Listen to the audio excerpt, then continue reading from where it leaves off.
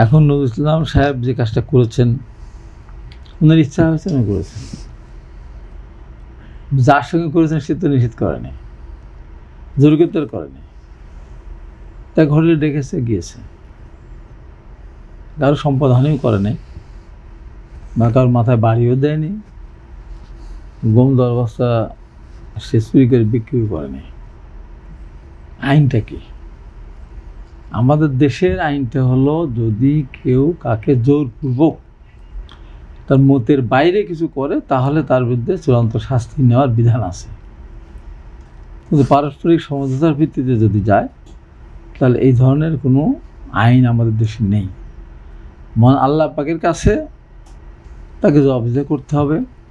আর সামাজিকভাবে একটা আছে যে আমরা ইসলামের ইতিহাসে দুর্রা মারা, এইগুলো আমরা জানি। এখন আমার কথা হলো, উনি যে কাজটা করেছেন সেই কাজটা অপরাধ, কিন্তু ওর সে মহা অপরাধ উনি মিথ্যা বলেছেন। একবার বলেছেন জামাতের পক্ষ থেকে এআই দিয়ে করা, পরবর্তী সময় বলেছেন অপপ্রচার, তারপরে বলেছেন উনি বিয়ে করেছেন, তারপর তার আগে তার লিখিত আছে সে অভিযোগ, এইগুলি ওর তার কাছে বড় অপরাধ। ওটা করেছেন ওটা অপরাধ, কিন্তু ওইগুলি হচ্ছে এটা মহা অপরাধ। মিথ্যা বলল, মিথ্যা হলো সমস্ত হলো মা, মিথ্যাটা বলেছেন। এইরকম মিথ্যাচার জামাতের অনেকেই করে। যেমন এর আগে একজন সাংসদ জাতীয় সংসদ আইন বললেন তার পরিবারের 12 জন শহীদ হয়েছেন, তার বাবা 71 সালে শহীদ হয়েছেন।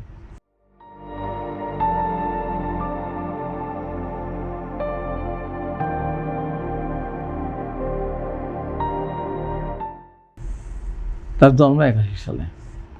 পরে হিসাবকে দেখা গেল যে এটা টোটালি একটা অসত্য কথা। তো তাহলে তো এই অসত্য কথা বলার জন্য তার সংসদ সদস্য যাওয়ার কথা। এর আগে এরকম আরও অনেকগুলি ঘটনা ঘটেছে, চিটাগাঙে হয়েছে, বিভিন্ন জায়গায় হয়েছে, একের পর এক হয়েই যাচ্ছে। এখন এইগুলি যদি সামাজিকভাবে বন্ধ করার সুযোগ থাকে তাহলে ভালো, না তাহলে আইনগতভাবে জামাত যে কাজটা করেছে, যে এই জামাত যেটা করলো হয়তো এখন এই মুহূর্তে চাপাবাড়ি করেছে, এই জামাত কিন্তু 1971 সালে আমাদের দেশের মা বোনদের পাকিস্তানের হাতে তুলে দিয়েছিল শান্তি কমিটি করে। একেবারে প্রমাণিত সত্য, অসত্য না, 100% সত্য তুলে দিয়েছিল, এবং ওটা কোনো জায়েজ বলেছিল। তো এইরকম ফতোয়া তারা মাঝে মধ্যে দেয়। এখন আজকে যে কাজটা করেছে, তারপরে বলবো মন্দের ভালো যেটা সেটা তারা করেছেন। কিন্তু জামাতের অনেক ক্ষেত্রে আছে, তার ধরেন এটা একটা অপরাধ, মানুষের অধিকার কেন একটা অপরাধ, ভোট একটা মানুষের অধিকার, সেটা চুরি করা অপরাধ, সেটা তারা করে। আমার ওখানে করেছে, একদম ডাইরেক্ট চুরি করেছে, রাতের বেলা ভোট ছিঁড়ে মেরেছে, রাতের বেলা, আমি সাক্ষী দিচ্ছি, রাতের বেলা ছিঁড়ে, এটা অপরাধ। ওটাকে ডেকে বলুক তুমি রাত্রে ভোট চুরি করেছো কেন? যখন নির্বাচন সুষ্ঠু কীভাবে হবে এই নিয়ে যখন প্রচণ্ড আলোচনা চলছিল, তখন আমি বলেছিলাম কিচ্ছু করা লাগবে না, চোখ কান বন্ধ করে ঘুমান। খালি ছোট্ট 3টা কথা বলেছিলাম, যে নির্বাচনের মাঠে কেউ যদি কোনো প্রয়োজনীয় প্রার্থীর হামলা করে, অফিস ভাঙচুর করে, মিছিল আক্রমণ করে, প্রমাণ সাপেক্ষে তাকে তার সংসদ সদস্য পদে নির্বাচন করতে পারবে না, বাতিল করে দেন। দ্বিতীয়ত বলেছিলাম, ভোটের দিন যদি কেউ সিল মারে, জোর করে সিল মারে, রাস্তা ব্যারিকেড দেয়, হাঙ্গামা করে, এটা প্রমাণিত হলে তার সে নির্বাচন ঘোষণা করে দেন।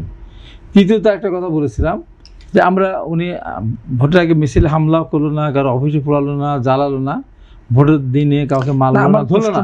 শেষ করি, আমি বলতে চাচ্ছি অনৈতিকতা কোন জায়গায় ছিল, যে প্রমাণিত হলো পরে সে ভোট চুরি করেছে, টাকায় দিয়ে ভোট কিনেছে, বা রাতের বেলা সিল মেরেছে, বা অন্য কিছু করেছে, তাহলে তার সংসদ সদস্য বাতিল হয়ে যাবে, তাহলে কেউ হাঙ্গামা করতে যাবে না। তো এগুলি অপরাধ।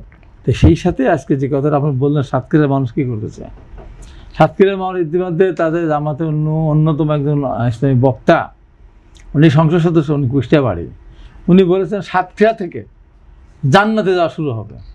তখন এটা কি মঞ্জু ভাই ভালো বলতে পারেন, যে জান্নাতে গেলে আমরা অনেক হুর পাবো। জান্নাত কি সাতক্ষীরার কাছাকাছি নাকি? সাতক্ষীরা থেকে বলেছে, কি বলে, আমির হামদির আগে বলেছে, এখন জান্নাতে তো প্রচুর হুর পাওয়া যাবে। এখন আমাদের ইসলামিক শরীয়ত অনুসারে 4 জনকে বিবাহ করা জায়েজ আছে। আমরা যেভাবে আমরা জানি বা শুনি বা যা বুঝি বা মনসাজে বলে, জান্নাতে গেলে অসংখ্য হুর পাওয়া যাবে, অসংখ্য, হিমা নাই, 70,000 না করতে এরকম বলে টলে আর কি। তো এখন এখানে জান্নাতের হুর যদি তারা মনে করছে এটাই জান্নাতের হুর, কিন্তু সাতক্ষীরা কিন্তু আমরা এখন জান্নাতের হুর হবে। জান্নাতে আছি এই মুহূর্তে আর কি। তাহলে সাতক্ষীরা তো জান্নাতে যাওয়া শুরু করবে, ওখান থেকে তো এটা নিয়ে এত কথা কেন? মঞ্জু ভাই এটা কথা বললে মঞ্জু ভাইয়ের বিরুদ্ধে আমি কথা বলবো। উনি করেছেন, বয়স্ক একটা মানুষ, তার ভালো লাগছে, কি সুন্দর নাচানাচি দেখছেন না, মেয়েটা কত স্বতঃস্ফূর্তভাবে তার সাথে এগ্রি করতেছে। এগুলি আপনি কেন এই বাচ্চাদের গায়ে ভদ্রলোককে কেন আপনারা, এবং এই কাজটা করা অন্যায়। আর যারা এটা ভিডিওটা করেছে আরেকটা অন্যায় করেছে, এই যে এখন ভিডিওটা না করলে তো এত আলোচনা হতো না, আলোচনা হতো না। ওনার পথটাও যেত না, উনি এমপি হিসেবে থাকতেন, ভিডিওটা করাটা তো অন্যায়। জামাতেরও বহিষ্কার করা লাগতো না। আপনি কেন ভিডিও করবেন? আজকে তো এমন অবস্থা হয়েছে, ফোনে কথা বললে কয়েকদিন পর তো সবার ঘর সংসার ভেঙে যাবে। মানে আমি এমন জিনিস আপনার বলে মানুষ। আচ্ছা, আমি আমার বুঝছেন? আরেকটি এই জন্য প্রশ্ন বলি, আপনার কাছে, সেটি হচ্ছে জামাত এই ঘটনায় শুধুমাত্র তার নৈতিক স্খলনই খুঁজে পেয়েছেন এবং নৈতিক স্খলনে তারা তদন্ত করেছে, দলীয়ভাবে তদন্ত করে তারা নৈতিক স্খলন খুঁজে পেয়েছে এবং তাদের কাছে নৈতিক স্খলন প্রমাণিত হয়েছে, কিন্তু কি কি নৈতিক স্খলন তারা সেটি বলেননি। এবং শুধু কি আপনি কি মনে করেন যে শুধু নৈতিক স্খলনই হয়েছে, এর বাইরে তিনি আর কিছু কোনো অপরাধ আর করেননি? কিছু অপরাধ যেটা করেছে তিনি তার চেয়ে বড় অপরাধ করেছে জামাতের আমির জামাত ডাক্তার শফিকুর রহমান এবং গোলাম পরোয়ার বলেছে বিএনপির নেতারা এইগুলি করে, বিএনপির নেতারা যাবে ট্যুরে, সেখানে বলা হয়েছে যে এইরকম একটা দিতে হবে আমাদেরকে। এটার সাথে কি সম্পর্ক বিএনপির? এবং ডাক্তার শফিকুর রহমানের ভাষাটা ওরকম, আমরা কাউকে খাতির করবো না, কোনো কিছু আমরা করবো। এটা কি? তারা নিজেদেরকে সামলাক, অন্যদিকে আঙুল দেখান। অন্যদিকে না, উনি যাকে পায় তাকে চুপ দেন, কি সব আমি জানি না।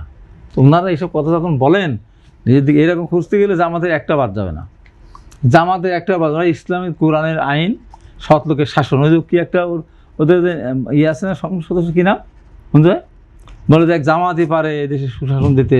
আর ইদানিং আমার একজন তাপতি নামে একজনকে তাপতি মণ্ডল, সে আবার ওই যে আমেরিকা থাকে, সে জামাত ছাড়া আর কিছু বোঝে না।